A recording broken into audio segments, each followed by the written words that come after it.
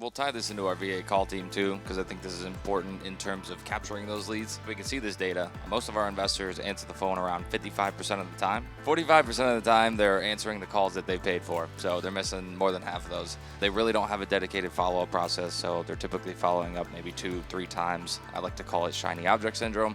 I'm sure some of you might have experienced it sometimes. A lot of people are throwing away more than half of their marketing spend, and that's an expensive call to not pick up your phone and answer it. So.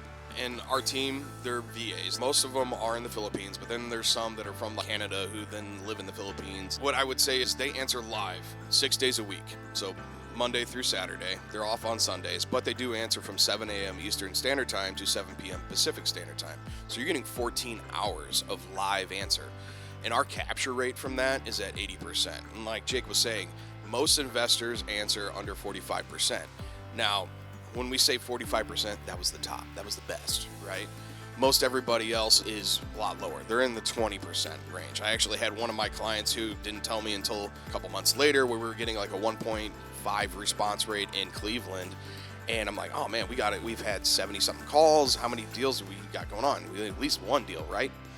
He said, no. And I said, okay, because we were doing our monthly reviews. And so we're going over his KPIs. And I'm like, man, your KPIs are looking great. What's going on? And then finally he tells me, yeah, I live in Germany. Well, your answer rate was at a 3%. And so he's just leaving money on the table. He's sending all this ad spend out, but he's not capturing it in the information. He's behind the 8 ball. He's then chasing the entire time rather than having a team.